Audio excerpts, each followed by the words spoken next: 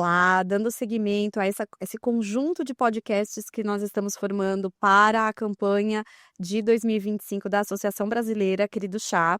Vamos falar hoje sobre pesquisas atuais que envolvem a síndrome Querido Chá. Então, chamamos duas pessoas, duas pesquisadoras muito exponentes nessa área, Leslie Kulikowski, que é coordenadora do Laboratório de Citogenômica do Hospital das Clínicas da USP, da Universidade de São Paulo, e a doutora Mariana Moisés Oliveira, que é a coordenadora de pesquisa do Instituto do Sono aqui em São Paulo também.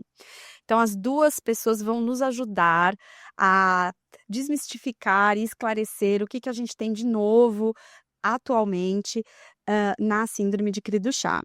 Então, a nossa primeira... Eu sou a Sandra, mãe do Luiz Fernando, com 19 anos, e mãe do Caio, neurotípico.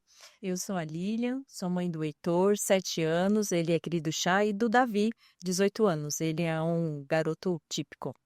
Isso, então, para iniciar, a gente vai perguntar para ambas o que as motivou a estudar uma síndrome genética rara de 1 para 50 mil nascidos vivos. E aí, Meron? Para iniciar aqui, eu preciso primeiro agradecer muito a oportunidade que vocês estão dando de a gente conversar um pouco sobre as síndromes e encontrar as mães, né, e os familiares de uma outra forma, né? Não lá no consultório, né, mas numa conversa mais tranquila, tá? E assim, muito do meu coração, né, eu acho que o que me motiva a pesquisar todas as síndromes, né, é esse contato mesmo que a gente tem com as famílias, né, que a gente vê que às vezes o diagnóstico ele não é suficiente. Então, eu preciso avançar mais, olhar com mais carinho para cada paciente que individualmente é diferente, apesar da mesma síndrome, né? Então, o que me motivou foi um diagnóstico melhor, mais acertado, né? Perfeito. Na verdade, eu acho que é isso, né? E aí, Mariana? Muito legal, eu acho que para a gente contextualizar, é importante dizer que nós duas somos formadas pela mesma pessoa, então provavelmente a nossa motivação passa muito pelo mesmo lugar, né, Lé? Exatamente.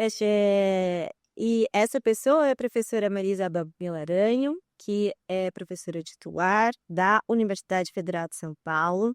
A linha de pesquisa dela é fundamentada em síndromes genéticas raras e o que me motivou, na verdade, foi ela, né? Ela foi a minha inspiração, né? Eu acho que quando eu tive aula com ela na faculdade, eu passei a ver quais eram as perspectivas de atuação como biomédica e que eu não precisava estar trancada dentro do laboratório, que eu podia interagir com a sociedade de uma forma mais abrangente e mais diversa, né? Então, nesse momento dessa decisão de qual vai ser a minha linha de pesquisa, eu lá com os meus 20 aninhos de idade, passou muito por aí.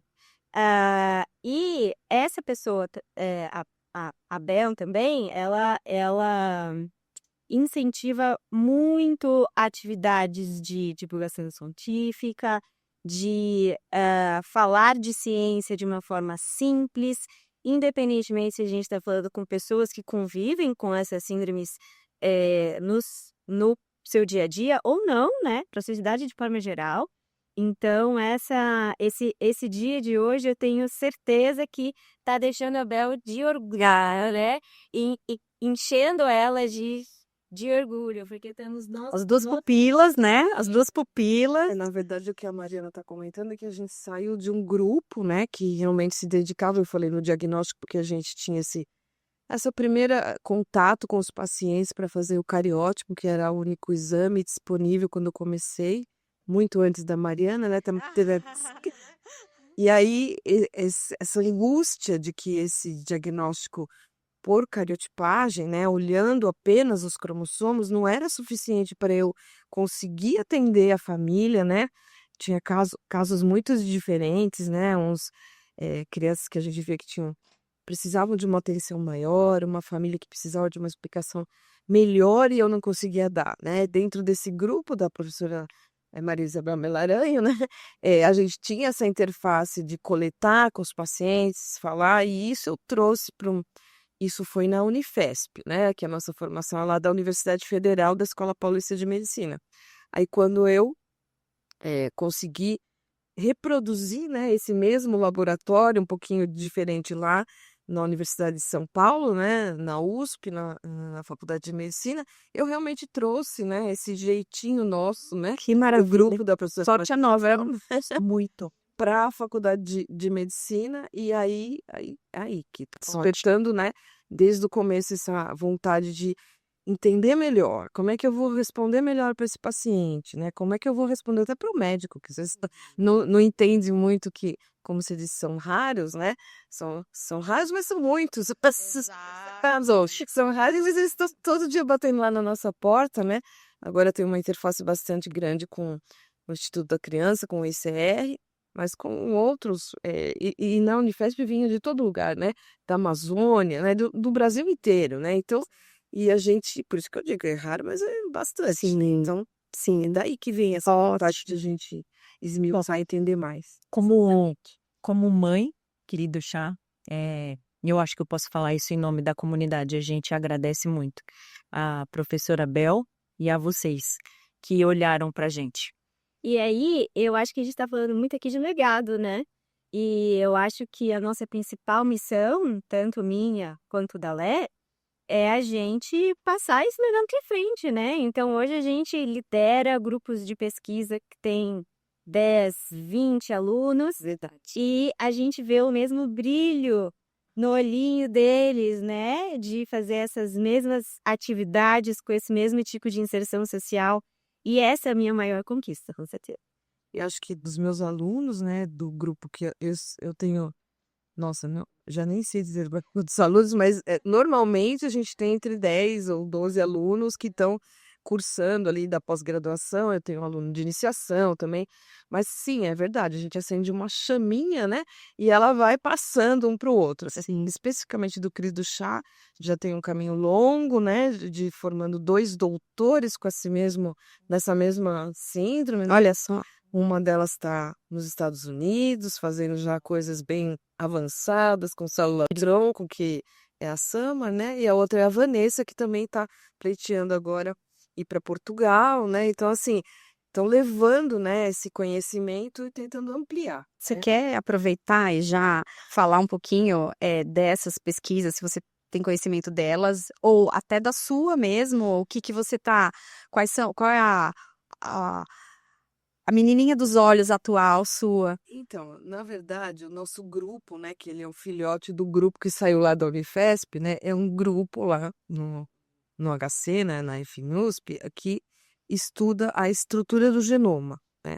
Quando a gente olha o genoma, né, dentro da célula, o que tem lá, que corresponde ao que poderia estar modificando o nosso paciente, então a gente acaba descobrindo bastante coisa, né? Em relação ao CRI do chá, nós começamos olhando essas alterações no DNA, como a gente sabe que a CRI do chá é uma perda de parte do DNA, se perder mais ou perder menos tinha um significado para o paciente. Essa é uma pergunta muito recorrente, doutor. Então, isso na literatura médica, né? Enfim, né? Todo mundo quer saber se isso daí influencia, né, o desenvolvimento dessa criança em diferentes síndromes, mas particularmente na síndrome do Cris do chá, eu pude me debruçar, né, nessa ideia de tamanho, de que a gente chama marcar o ponto de quebra. Onde que foi aquele pontinho que quebrou e perdeu, né, parte do cromossomo 5? E aí, exaustivamente, com técnicas muito novas, que não são cariotipagem, são técnicas de sequenciamento, técnicas de array, a gente fez essa determinação, estudou muitos pacientes e conseguiu fazer uma correlação com pedaços que estavam perdidos com alguma alteração, ou alteração cardíaca, ou enfim. Mas a gente, ao longo desse trabalho, que foi muito bonito, feito pela essa minha aluna que está nos Estados Unidos, que é a Summer, né? A gente viu que não necessariamente a gente tinha essas perdas de pedaços, assim, olha, muito grandes significava um paciente mais acometido, né? Ou menos esse ali, menos perda, menos acometimento. Não era isso que a gente viu, né? Rosinhas, por favor, ouça o resto. Porque é um desespero. Não, ai, mas minha perda tá no 13. Ai, eu tô perda tá no 14. Ai, minha tá... Eu acho que é um... disso, né? A perda é focada no cromossomo 5, mas a gente não sabe se esse pedaço do cromossomo 5 saiu e foi para outro lugar, enfim. Eu sempre olho o meu paciente assim, no equilíbrio do genoma. É isso. Quanto mais equilibrado ele estiver, menos comprometido está. Isso sim. Não é o tamanho da perda, que a gente não sabe exatamente o que está refletindo. Então, é um desequilíbrio. A gente agora está estudando isso, né? E o que se chama de genoma equilibrado? Genoma equilibrado é que eu tenho uma quantidade, quanto mais a quantidade de genes que são similares à normalidade, né? A funcionalidade, quantos genes estão funcionando bem, né? Que assim, não adianta você ter o gene e ele não funcionar bem, né? Perfeito. Isso você consegue estudar. Sim, isso é o estudo mais novo que a gente chama de metilação, né? Que são as epivariantes. Então, a gente chama as variantes esses tamanhos de perda, né? Deleções ou até duplicações que também podem chegar lá num diagnóstico de cri do chá. Mas eu tenho que olhar o que está por trás, o que está dentro da célula, o que tem aquele DNA, né? Essas dimensões do nosso DNA. Então, eu acho que voltando nesse ponto do equilíbrio, que é assim que eu enxergo o meu pacientinho, né? Será que está só no cromossomo 5 ou tem outros cromossomos atrapalhando esse equilíbrio, esse desequilíbrio? Então, nós estamos nesse momento da pesquisa. Ainda tem muita coisa para a gente saber. E agora a Mariana vai me ajudar. É por isso que a gente precisa muito das mães. Sabe por quê? Essa informação. Ai, o meu filho, ele teve esse insight. Olha, ele teve um quadro de epilepsia. Olha, o que está acontecendo com o paciente naquele momento, essa informação, ela é muito rica para eu relacionar com aquilo que eu estou vendo no DNA do paciente. Então, quanto mais a gente envolver mães e famílias que nos digam quais são, não só as dificuldades, mas também as facilidades, o que ele conseguiu fazer, o que ele não conseguiu, isso vai me ajudar, nos ajuda, né, na verdade, a compor um melhor diagnóstico e um prognóstico E a progredir na pesquisa, na né? pesquisa. Aí a Mariana vai me completar aqui quais são as outras coisas que a gente vê de diferente nesse paciente, clinicamente ou no comportamento do dia a dia. Tá? Posso só te perguntar se eu entendi o que você falou? Então, por exemplo, um mesmo cariótipo com uma mesma perda pode levar a características clínicas diferentes, porque de repente tem outros cromossomos ali. Não só outros cromossomos, a gente tem que lembrar aqui que a perda ela foi só em um, e todo mundo tem 2 cromossomos de todos. Essa né? é uma pergunta que eu sempre me fazia aquela cópia, né? A gente tem uma que, teoricamente, uma que veio da mãe, uma que veio do pai, então toda criança Por isso que são 2 cromossomos? são 2 cromossomos. Um é da mãe e outro não é do então aí é isso, né? Aí tem só um que perdeu uma parte, o outro tá lá inteirinho, né? Então, quando a gente olha o DNA, a gente não olha só os cromossomos 5, pai e mãe, não aquele perdeu e aquele que não perdeu, a gente olha o conjunto dos outros cromossomos, que é o que eu chamo de DNA completo, e como que isso está funcionando, como que está funcionando? Todos estão funcionando bem? O 2, o 22, né? E o 5, será que aquela outra parte está compensando ou não? Isso pode acontecer, Perfeito. né? E aí que eu falo aí que eu enxergo esse desequilíbrio, certo? E será que é capaz de o outro pedaço que veio ou do pai ou da mãe hiperfuncionar, suplementar aquilo que foi perdido, sabe? Então, assim, normalmente, a gente que não tem nem perda nem ganho, a gente tem essa tridimensionalidade de funcionamento de todos os nossos cromossomos. Aí eu vou dar um exemplo assim. Eu preciso de algumas proteínas específicas na pele que elas não estão funcionando lá no nosso cérebro. Então, cada lugar do nosso organismo, em determinado momento, está produzindo aquela proteína necessária. Por exemplo, sei lá, né? Me machuquei, eu preciso produzir novas células. À medida que eu estou produzindo essas células, essas proteínas que constituem lá, né, que vai cicatrizar, né, ela não está fazendo isso no coração, ela está fazendo isso só lá na pele. Então, quer dizer que o nosso organismo, ele, né, os nossos cromossomos, o nosso DNA, ele é sábio, ele vai fazer a proteína onde precisa no momento certo. A todo momento isso está acontecendo. Então, é isso que eu chamo de equilíbrio, né? Então, essa pergunta que você fez, será que o outro pode suprir? É isso que a gente está investigando. Pode ser que esteja suprindo em alguns casos e outros não. Perfeito. Pode ser que não seja nem o cromossomo 5, mas outros cromossomos que estão lá apertando o botãozinho lá naquele cromossomo 5 e não deixando ele produzir o que precisa, não deixando ele suprir o que precisa, certo? Então, realmente é uma pesquisa mais profunda mesmo, que a gente precisa conhecer melhor. Mas, de novo, para isso a gente precisa das famílias, precisa da informação das mães para falar: olha, aconteceu isso, olha, com 5 anos era assim, depois mudou, ou depois piorou. Então, isso é importante, né? Comeu bem, não comeu bem. Dormiu bem, não dormiu bem. Aqui a Mariana para falar isso, mas, né? Então, tudo isso que nos, né? Porque comer bem, dormir bem não melhora o nosso funcionamento mesmo quando a gente não tem nada. Imagina nas nossas crianças, então, né? Que a gente tá aí precisando dessa informação. Eu acho que eu vou fatiar aqui os meus comentários em algumas camadas, né? Porque a Leslie teve uma fala tão abrangente, né? Então, como que a gente consegue ir mais a fundo em alguns pontos específicos? Eu acho que quando a gente pensa no para que isso serve, né? Para que a Leslie e eu dedicamos as nossas vidas nesse tipo de pesquisa? Onde que a gente quer chegar com isso, né? E aí, eu gostaria de fazer uma analogia com estrada aqui. Pensa que a gente está construindo uma estrada, certo? A gente está pavimentando esse caminho para a gente chegar num objetivo, que é onde essa estrada vai nos levar, né? E aí você vai tendo aplicações de curto, médio e longo prazo. O longo prazo sempre vai ser cura, certo? Isso não é uma possibilidade hoje.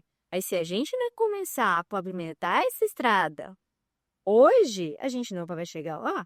Excelente, né? E aí, quais são essas outras aplicações de curto e médio prazo, né? Porque isso também serve para outras coisas. Hoje é medicina de precisão. Quando a gente pensa em medicina de precisão, é muito comum a gente ouvir esse termo aplicado a doenças comuns. Vou dar um exemplo. Todo mundo aqui já fez exame de sangue e viu que, sei lá, a glicemia estava mais alta, então isso te dá um risco para diabetes, ou LDL, aqueles lipídios que a gente mede no sangue, o colesterol, né? Tá mais alto, então isso te dá um risco para uma doença no futuro. Isso é medicina de precisão, de uma forma muito básica, né? Que hoje em dia tem outras perspectivas, mas é medicina de precisão que já acontece diariamente em nossas vidas, doenças comuns. Mas pessoas com síndromes raras também precisam de medicina de precisão. E o que a gente quer? É uma palavrinha mágica, chama prognóstico. Se eu detecto um padrão que está acontecendo hoje, como que eu vou conseguir prever o que é mais possível de acontecer com essa pessoa ao longo dos próximos anos, das próximas décadas de vida, certo? Dessa pessoa. Para que eu consiga prevenir, para que eu não espere a bomba estourar para ir tratar. Quero prevenir. Então, isso é prognóstico, isso é medicina de precisão. Se a gente consegue acompanhar quais são os padrões, né? Do tipo de alteração genética dessas pessoas, a gente consegue bolar estratégias de prognóstico. Então, essa integração entre pesquisador e famílias que convivem com essas síndromes é muito importante por causa disso. Não basta eu saber com a profundidade que for, quais são as características genéticas dessa pessoa. Eu também preciso saber como que essa pessoa está evoluindo para que a gente pavimente essa estrada para os próximos que estão por vir e para essa própria pessoa mesmo, certo? Perfeito. Então, isso é um ponto. O outro ponto é que eu acho que ficou muito claro nessa fala da Leslie que quando a gente pensa em medicina de precisão, o cariótipo não vai ajudar. Isso é um ponto bem importante, O né? cariótipo não vai. Porque evoluiu, né? O diagnóstico evoluiu para tudo, até como ela está falando, olha, vamos fazer uma pesquisa de um hemograma, né? Hoje o hemograma, ele é básico, mas ele não é suficiente para um monte de coisa. Até para risco de diabetes, a gente faz um exame genético, né? O hemograma dá uma pista, mas chegou um momento que só ele não vai ser suficiente, né? Se esses testes de laboratório foram evoluindo para as doenças comuns, também foram evoluindo para síndromes genéticas raras, evoluindo muito desde das últimas décadas. E sentindo que nós duas, é isso, que a gente olha aquilo que está disponível e cria coisas novas justamente nesse sentido, né? Prognóstico é realmente uma coisa factível de ser feita agora, para nossos pacientinhos, né? Tentando fazer uma tradução, né? Quando você diz que o cariótipo não vai nos ajudar, é porque ele vai dar uma localização muito distante do que eu perdi. E vou te dar um exemplo a partir do que a Sandra disse.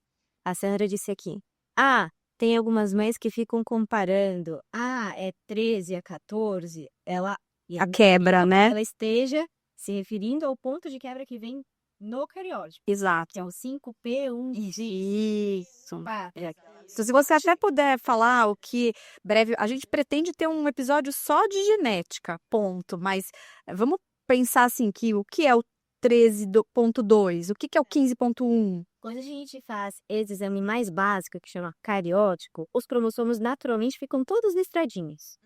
Por causa de algumas... As características deles, bioquímicas, que pouco importa aqui, faz com que eles fiquem com essas listrinhas, tá? E essas listrinhas guiam a gente nas regiões desses cromossomos, que é onde os nossos genes ficam. Então, em cada uma dessas listrinhas, a gente tem vários genes. E essas listrinhas têm nomes, porque vocês sabem que cientista adora dar nome para as coisas, né? E aí, os cientistas nomearam a parte de cima do cromossomo, que a gente chama de braço curto, né? Que aí, na roupinha de vocês, é essa que tá para cima dessa constrição, né? E Que é essa que tudo isso aqui é isso mesmo, isso é o braço curto. então, isso é o P. Para baixo, e isso é o B. Para baixo é o Q, que é o braço longo, né? E cada uma dessas listras foi tendo números, né? Então, tem a listra 1, a listra 2, a listra 3, né? E o 1 começa no centro. No centro Então, é 1, 2, 3, 4, assim. 14, 15, certo? E aí, dentro da listra tem sublistra, porque você sabe que cientista gosta de ver as coisas com lupa, né? Então, tem a sublistra dentro da listra. Aí fica a listra 1 e dentro da 1 tem a 1. Já estava fácil da gente entender, né? Na verdade, é um endereço, né? É onde mora o que ele está lá. Então, tem o número da rua, né? Tem o número do apartamento. Tem o bloco A, bloco B. Mas uma coisa importante é que os cientistas gostam de dar esses nomes, porque o nome que a gente tá falando aqui, nas tias, Finlândia, onde for, ele vai ler e ele vai entender o que a gente está falando. Então, esses nomes são importantes, servem para isso, é uma padronização, né? Internacional. Esse endereço, né? Então, tem lá que o cromossomo 5, no braço curto, na listra 1, na sublistra 3, é o 5P13, certo? Esse é o endereço. Quando a gente coloca isso no Google Maps, tá? Com as ferramentas que o cariótipo nos dá, a gente vai ver um bairro ali, uma casa meio que de cima, a gente não sabe muito bem, né? Então, às vezes não adianta comparar um P13 com um P4, que às vezes o próprio cariótipo não tem muita certeza, porque a resolução é a palavra-chave aqui. É baixa, não é muito boa. E também é uma coisa que a gente olha no microscópio. Depende do olhar, da experiência de quantos cromossomos. É médico dependente, né? Não, do técnico, do biomédico, do citogeneticista que foi lá, né? e fez toda essa preparação, né? Então, assim, sabe Por que houve olhar, então, é, professora? o cariótipo, sim, existem, lógico, avanços tecnológicos que nos permitem fotografar esse cromossomo, vamos dizer assim, né? Capturar essa imagem, mas quem olha o tamanho, coloca esse P1, isso que ela está falando aí, são geralmente 2 geneticistas que são supervisionados por um outro. Para dizer o que que é o cromossomo 1, o que que é o 2, o que que é o... Além disso, para dizer onde que quebrou e onde não quebrou. Gente, eu não Agora, fazia ideia, eu achava que era alguma reação química lá que as máquinas... não, tudo depende de anos de a gente estudar isso, né? E daí, agora a gente tem outros recursos além do cariótipo que nos permitem olhar dentro dessas listrinhas. Entrar pela janela da casa lá. Exatamente. Aí sim, aí a gente tem, mas de novo, toda essa interpretação desses resultados que a gente tem, que são os sequenciamentos, aí é checar lá aquela receita, a TCG, lá a nossa receita, por isso que também a medicina hoje ela está personalizada, porque é a receita individual de cada um, assim como de cada paciente. Os pacientes têm, querido chá, mas eles não são idênticos. Ninguém é idêntico, É verdade. né? Então a gente tem que olhar isso com mais detalhes, né? E aí o cariótipo não serve por conta disso, ele sobrevoa, né? Como a Mariana está explicando aqui, né? E agora a gente precisa de uma capacidade maior de entrar, olhar lá, entrar pela janela. Entra pela janela, me explica. Aí vê se tem quarto, se tem cozinha, Exatamente. quem tá lá. Tá lá, Cama.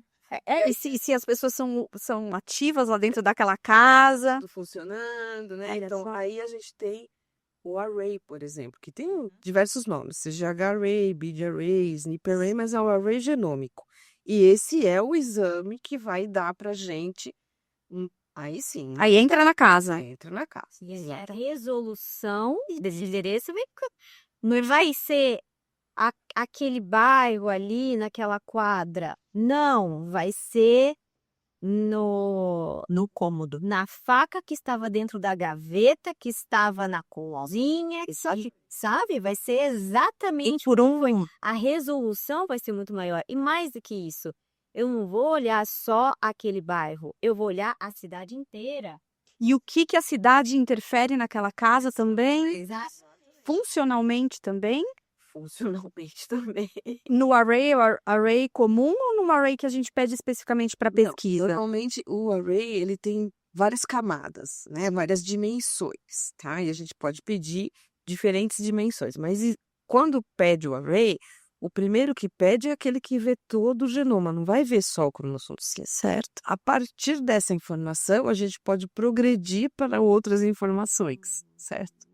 E aí é muito importante quando a gente quer ter essa avaliação global, né? Algumas pessoas, elas têm essa perda, essa deleção desse pedacinho do zinco, elas também têm outras coisas, duplicações em outras partes do genoma, né? E muitas vezes o cariótipo não é suficiente. Que para que a gente tenha prognóstico, a gente precisa se aprofundar nisso, né? E aí eu deixo aqui o meu puxãozinho de orelha para os convênios, né? Porque os convênios, entre a gente, quando não, mas o diagnóstico eu faço pelo cariótipo. De fato, o diagnóstico a gente faz pelo cariótipo. Mas e o prognóstico? O cariótipo não é suficiente. Quando esses mesmos convênios atendem pessoas com doenças comuns, eles só fazem diagnóstico? Ou eles fazem também prognóstico? Eu acho que eles fazem prognóstico. Nós não fazemos exames de retina? Sim. Não é? Claro. Então, por que não dar prognóstico para as pessoas com síndrome de passadas? Que pelo cariótipo a gente não consegue. Então, esse argumento de diagnosticou, já fiz a minha função, não rola, Não cabe. né? Sim. Sim. E é um exame de sangue. A gente Array. sangue, extrai DNA, mas pode ser de outras pessoas, né? Mas, Sim. geralmente é sangue, mas pode ser também Na de verdade, outras assim, partes do corpo. além de outras partes do corpo, que eu tenho trabalhado lá no laboratório, é que às vezes essa coleta de sangue ela é invasiva, né? E nem todo paciente com síndrome rara, ele às vezes deixa, não é? Um dia não está de bom humor, enfim. E às vezes ele se sente também prejudicado com aquilo. Às vezes a gente consegue explicar para o pacientinho, né? Então, uma outra possibilidade, que aí, por isso que o cariótipo também já é uma coisa que a gente não deveria mais ser o primeiro teste, é que é possível fazer com uma coleta de saliva. E aí pronto, aí o cariótipo não. O cariótipo você tem que coletar sangue, que é invasivo, que é difícil, que é mais caro, que você tem que levar num lugar especializado, né? Ainda mais crianças com síndromes tem que a pessoa que vai fazer a coleta, ela tem que ter todo um pressário, né? Tem todo um outro jeitinho, né? Enquanto que coletar saliva é fácil, pode ser feito em casa, pode ser feito pela mãe. Sim, mas sei por isso, professora. O meu filho, o laboratório queria coletar o sangue. Só que não foi possível, ele era pequenininho. Pode coletar saliva. Por que não me falou antes? Que tentou furar o menino 3 vezes. Então, às vezes, né, e também assim, o cariótipo, ele foi um momento, ele ainda é importante para algumas coisas, mas pense, ele depende de uma cultura celular, ele demora mais tempo, né? E de saliva a gente extrai o DNA, é mais rápido, né? E a possibilidade de erro, às vezes uma cultura não cresce, você tem que de novo coletar do paciente, chamar novamente, né? E o DNA que extrai da saliva, eu posso fazer o array e depois eu posso continuar investigando, fazer, por exemplo, como você falou, outros tipos de array, ou posso fazer os sequenciamentos mais sofisticados, se for necessário, sem ter que coletar novamente. Então, assim, é uma evolução, né? E o paciente, ele merece isso. Por isso que os pagadores, né, dos exames, eles precisam também compreender isso, né? Então, Essa nossa conversa aqui, né, puxa tantos outros episódios, dá tantas outras ideias, né? A gente até foi por um caminho que se distanciou um pouco da pesquisa. Não, mas eu acho que concordo, mas a gente acho que clareou muito essa ideia do que é cariótipo, o que ele oferece e o que é o array e o que ele pode oferecer, sabe, né? E eu acho que isso é um ponto muito importante. E agora, eu acho que talvez, se vocês puderem falar um pouquinho, o que atualmente vocês, em cima, né, do cariótipo, em cima do fenótipo com relação com o genótipo, ou seja, quadro clínico dessa criança com o que deu no cariótipo, o que deu no array, o que vocês estão fazendo atualmente? Porque aí na sequência eu vou perguntar qual que é, qual que é a vontade para vocês para o futuro, o que vocês almejam chegar. A gente não é eterno, nenhuma de nós aqui, nenhuma de nós somos eternos e eu acho que o que mais está movendo a gente aqui nesse podcast, na associação, deixar coisas para outros seguirem, né, assim como tem querido chá já adultos com seus 50 anos, tem os que estão nascendo, e que a gente precisa trazer um mundo mais acolhedor para eles não se sentirem tão longe de ser o TEA que todo mundo fala, né. Então a ideia é que vocês exponham o que fazem e o que a gente pode deixar como legado. Eu acho que, por mais que a gente tenha se distanciado um pouco nessa nossa última fala da pesquisa em si, a nossa pesquisa, ela vai passar por essa compreensão do genoma como um todo, né? Então, essas metodologias moleculares mais avançadas, com uma maior resolução, elas vão ser centrais aqui, tá? E aí, a partir delas e a partir das informações que a gente recebe das famílias, né, de como que essas pessoas são, como que elas estão, como elas estão evoluindo, o que a gente faz é prognóstico, medicina de precisão, ver padrões.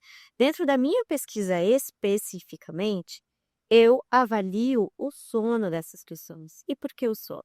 Porque o sono é uma parte muito central também da nossa vida e que faz com que todo o nosso corpo funcione do jeito que ele tem que funcionar.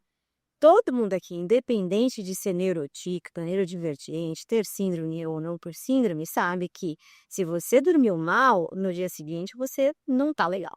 Sim, né?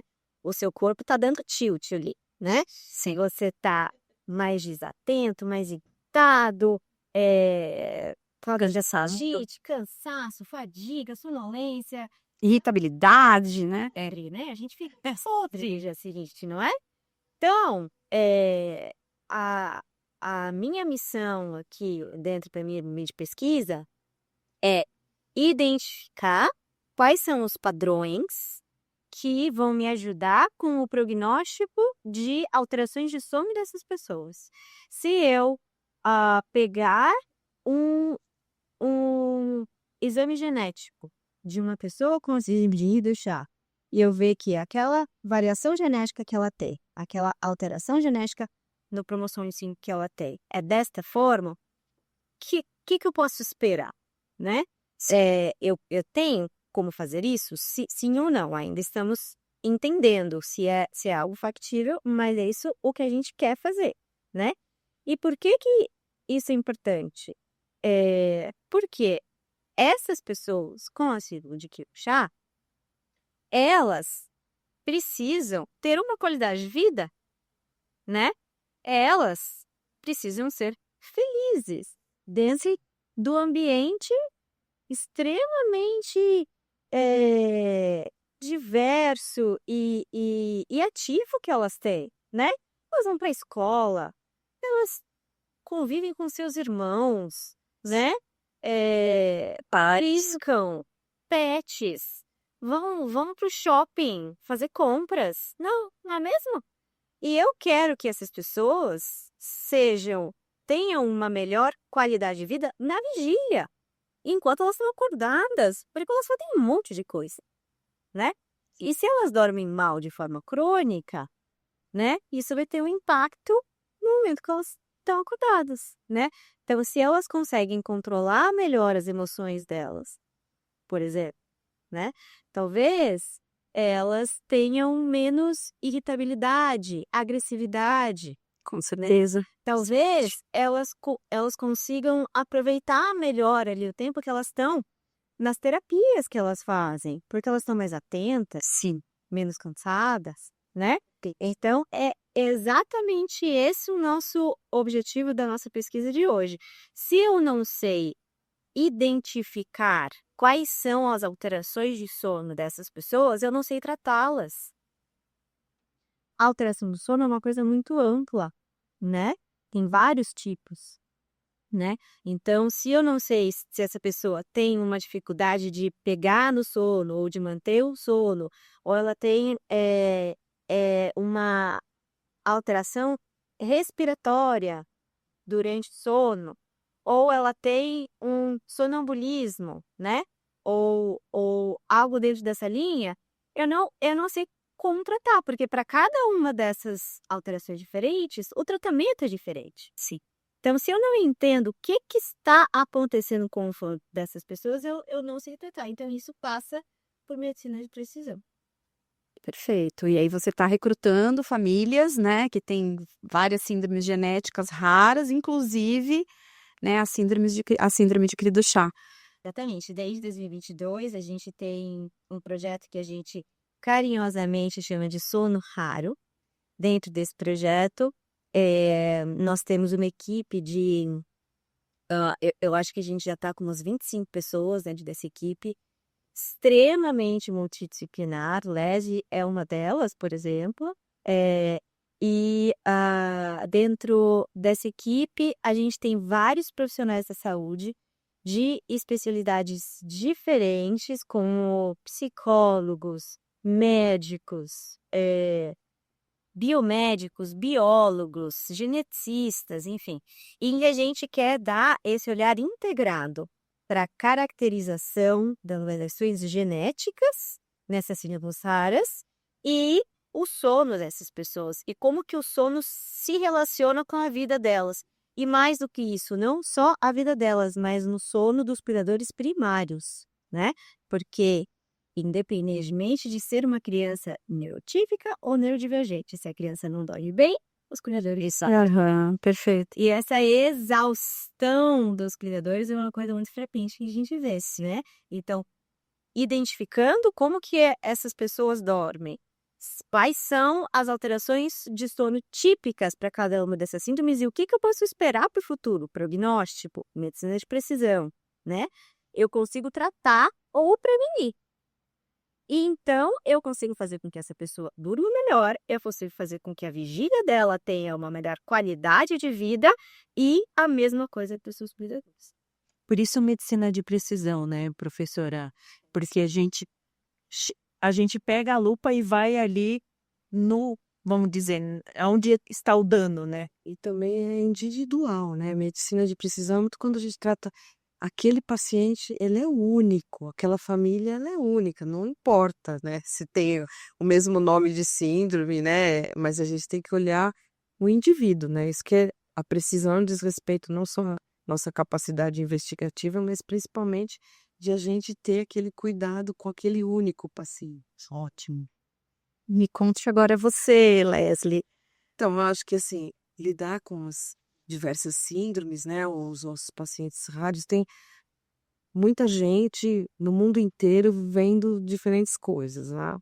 Nosso grupo de pesquisa lá no laboratório que eu coordeno, a gente, como eu falei no início, está focado em ver as alterações estruturais do DNA em diferentes dimensões e como isso se reflete no fenótipo. A partir daí, né, sendo o querido chá uma dessas doenças que a gente olha assim, a gente vai olhando cada parte do DNA e que aquela parte corresponde a qual comorbidade clínica, né, qual comportamento clínico que a gente vê no paciente. Investigando isso, né, o que a gente pretende com isso? Além do prognóstico, é descobrir um caminho de terapia, né? Então, por exemplo, como eu comecei investigando esses tamanhos diferentes, como a gente conversou aí do cromossomo, né? Olha, tô olhando lá um cromossomo que falta um pedaço, ó, falta mais ou falta menos. A gente tem a capacidade de ver que às vezes a gente está olhando o cromossomo inteiro, mas nem sempre aquele cromossomo 5 inteiro, ele é todo o que deveria ser 5. Pode ser que aquela parte está colada de um outro cromossomo. De novo, volta ao desequilíbrio. É isso que eu estou investigando. E a partir disso, a gente descobriu também que não só perdas e ganhos estão relacionados com síndromes raras, mas também uma coisa que a gente chama hoje de perfil de metilação, que são regiões do DNA que funcionam ou não funcionam, e que elas estão, como a gente chama, metiladas, ou seja, tem uma enzima que chega lá e faz uma capinha naquela região do DNA e não deixa que o gene se expresse, não permite que se fabrique uma proteína, mesmo que ele tenha a receita, né? Isso é uma modificação que a gente chama epigenômica, né? Então, existe essa modificação normalmente, como eu já comentei aqui, né, que modula a produção das nossas proteínas onde precisa, mas existe essa anormalidade também, quando esse perfil está desequilibrado. A partir disso, né, a gente está construindo o caminho não só para o prognóstico, mas para a busca de um medicamento, né, que se não for a cura, mas pode ser uma modulação daquela gravidade naquele paciente, né? Porque já existem drogas que são agentes metilantes ou desmetilantes, né? Isso já se conhece e já é utilizado, por exemplo, na oncologia, né? Para tratar o câncer, enfim, né? Por que a gente não utilizar esses medicamentos, né? Para tratar outros tipos de doença? Mas primeiro a gente precisa conhecer onde que está atuando, né? Esse perfil de metilação, como que ele está modulando. Então, é um caminho mais árduo, né? Às vezes mais básico, mas como a Mariana explicou muito bem, tem que pavimentar essa estrada, né? Então, a gente está construindo elementos, né? Para que a gente busque agora, além do prognóstico, um caminho de tratamento. Ah, como que a gente vai produzir um remédio? Como que a gente vai produzir uma terapia gênica, né? Como que a gente vai fazer isso se a gente não sabe nem a causa, nem onde atuar, né? Para eu consertar um gene, eu preciso saber qual o gene, o que tem de errado com ele, né? Para eu consertar o equilíbrio do genoma, eu preciso saber qual remédio vai equilibrar, qual é a dose que vai ser dada, se precisa dar ao nascimento, se isso vai ser depois, enfim, isso já acontece com outras doenças. Como a gente vê aqui, não vê o teste do pezinho, né? Vê quantas doenças que são evitáveis, porque esse diagnóstico foi feito precocemente. Então, isso é que eu estou buscando, né? Eu estou buscando o diagnóstico precoce, o prognóstico, mas eu estou buscando dar elementos para que não a gente, mas outros cientistas, né, contribuindo mundialmente com conhecimento para que os remédios aconteçam, né? Como esse é um caminho da ciência, na verdade, né? Não é só em uma doença específica, né? Fez parte da pavimentação, Então, né? né, a ciência faz isso, né? Então Eu Agora, queria dar uma complementação que nessa fala da Leslie foi fantástica, que quando a gente pensa na logística disso tudo, né? Ciência é caro, precisa de dinheiro. De onde vem esse dinheiro, né? O que eu e Leslie ganhamos com isso? Nada, tá? A gente, nenhum centavo da nossa pesquisa vai para o nosso bolso. Isso eu acho que tem que ficar claro para todo mundo que tem uma concepção, às vezes, um pouco distorcida de como que é a atuação desses cientistas, né? O cientista, ele é uma pessoa idealista por natureza. Sim, essas pessoas ainda existem. Todas essas tecnologias super avançadas que a gente está fazendo, e essas equipes com várias pessoas, tudo isso para fazer é muito caro. De onde vem esse dinheiro? Das nossas instituições sedes. Então, no meu caso, é o Instituto do Sono, né? Então, o presidente do Instituto do Sono tem a sorte de ser uma pessoa extremamente parceira, ambiciosa, que acredita em pesquisa, que investe em pesquisa, que investe nas minhas pesquisas, que é o professor Sérgio Tufik. Ele também é pesquisador desse mesmo projeto, o Sono Raro, então ele atua não só financiando, mas diretamente como pesquisador, né? E ele provê esse dinheiro para a gente executar essa pesquisa. E esse dinheiro vai para pagar toda essa estrutura e todos esses exames avançados, coleta de sangue, polissono. polissonografia, tudo. Inclusive os salários das pessoas que fazem tudo isso, né? Inclusive meu salário. No caso da Leslie, a mesma coisa. Então, existe um apoio da instituição sede, que é a USP nesse caso, né? E também a gente recorre a órgãos públicos de financiamento à pesquisa. Alguns exemplos: FAPESP, CIPq, CAPES, que nos provém verba, então um montante maior de dinheiro para que a gente faça tudo isso, em uma parceria entre as instituições sedes e esses órgãos de fomento à pesquisa públicos. E nenhum centavo desse dinheiro vai para o nosso bolso. Quais são as nossas conquistas? É uma publicação científica em que a gente vai contar para o mundo os nossos resultados, para que essa estrada seja pavimentada, não só a minha estradinha, não só a estradinha da Leslie, mas é uma grande estrada trabalho que junto. é construída em equipe por pesquisadores do mundo Mas inteiro. Essa é a Eu acho que eu preciso complementar aqui, que é muito interessante esse negócio, porque nós estamos em institutos diferentes, né? Porque nós saímos do mesmo lugar, né? Que é numa universidade federal, agora eu estou numa universidade estadual, ela está num instituto que é diferente, tem privado, né? Mas filantrópico privado, né? Como tem muitos no Brasil. Então, a dificuldade que eu tenho maior é que o nosso paciente é um paciente SUS, né?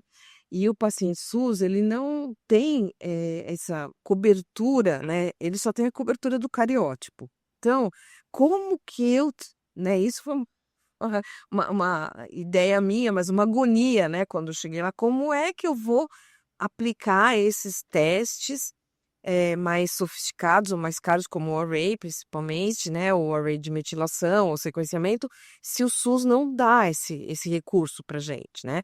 Então, Na faculdade de medicina, existe o que a gente chama de laboratórios multiusuários.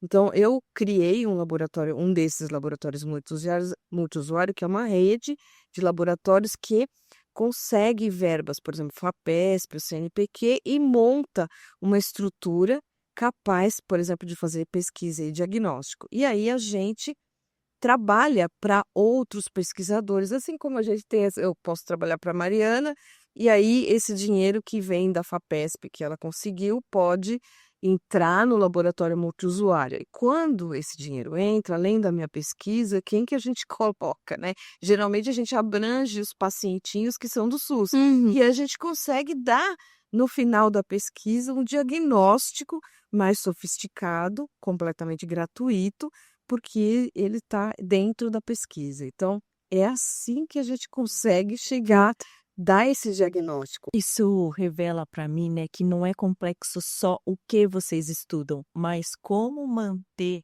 essa máquina funcionando é complexo. E não só manter funcionando, mas assim, não adianta pesquisar, pesquisar, pesquisar, descobrir e não conseguir mostrar isso para o mundo. É verdade. Né? Então, aí eu acho que é bem legal a gente falar o quanto que é importante uma publicação, né? O quanto que é difícil todo esse processo, mas a publicação é o que você almeja para que a pessoa lá no Japão, na China, nos Estados Unidos, na África, consiga entender que pé que tá e, de repente, de lá, partir daquele ponto e seguir em frente. Eu completo para você que até isso, não sei se a Mariana sabe isso, mas foi até para mim uma surpresa. Alguns dos artigos que a gente publicou, esse último, principalmente com o perfil de metilação, como uma coisa muito nova, às vezes chama a atenção das pessoas que querem saber.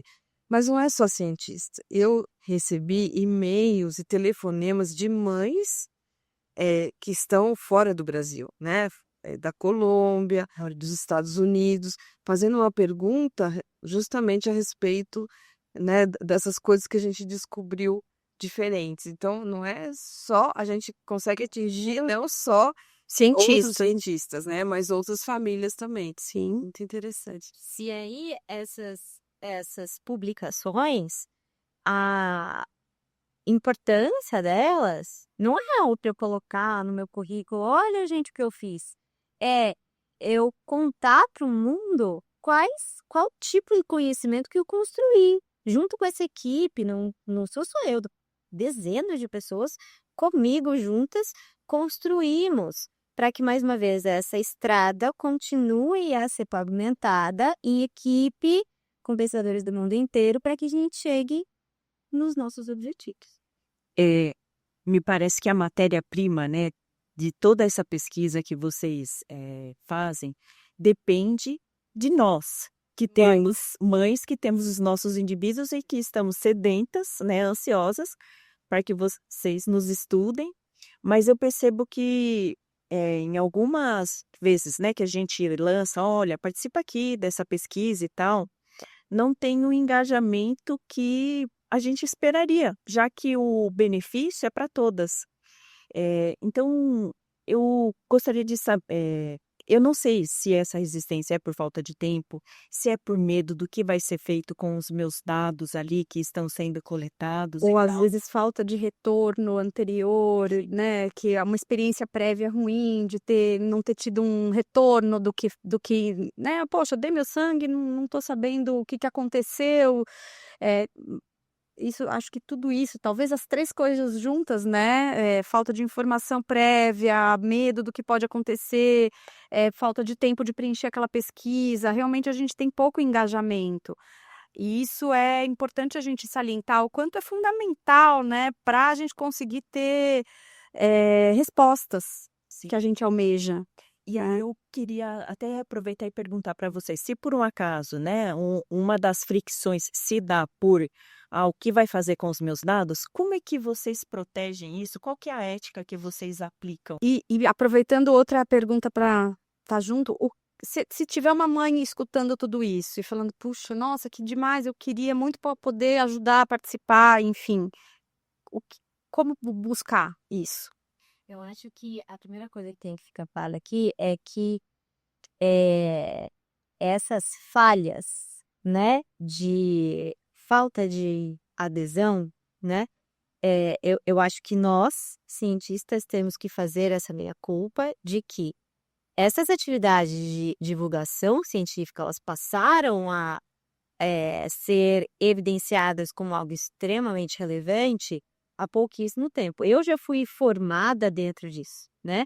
Então, eu já fui formada prestando atenção que não adianta eu ficar trancado dentro do meu laboratório falando só com os meus pares em uma linguagem que ninguém entende. E aí, esse tipo de evento que a gente está hoje, extremamente rico, é uma oportunidade para que eu preste contas, né? O que eu estou fazendo como cientista? Eu estou trabalhando para a sociedade e eu explique isso para as pessoas. E nós, cientistas, temos que dar os nossos pulos para explicar. Deixar mais palpável, né? Mas é muito difícil. Simplifica, ué? Com Essa certeza. situação Dá para explicar. é o nosso papel, né? A gente está realmente trabalhando para devolver isso para a sociedade. Então, mas sim, é um conhecimento que ele é novo, então ou houve dificuldades anteriores, né, por parte dessa divulgação ser falha. Também existe umas legislações que às vezes a gente tem que primeiro explicar o que a gente vai divulgar, para como a Mariana está falando, não existe nenhum benefício para o cientista ou para a equipe envolvida. A gente quer divulgar, justamente divulgar conhecimento para melhorar a saúde da sociedade. É isso, né?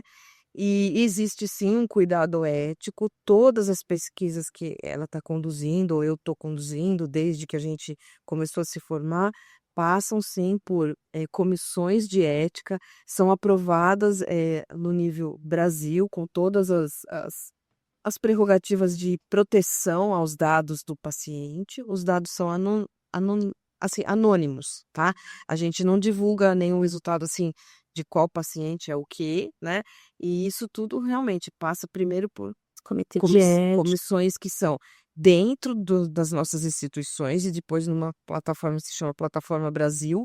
Isso sim, né? E mesmo a publicação, ela prevê a gente ter esse consentimento, e qualquer coisa que a gente for fazer de um paciente específico, a gente tem que ter o consentimento, até na hora da coleta ou da participação daquele projeto, né? Perfeito. E a gente, sim, divulga as pesquisas, e nesses artigos e todas as coisas que a gente publica, sempre tem lá o e-mail, né?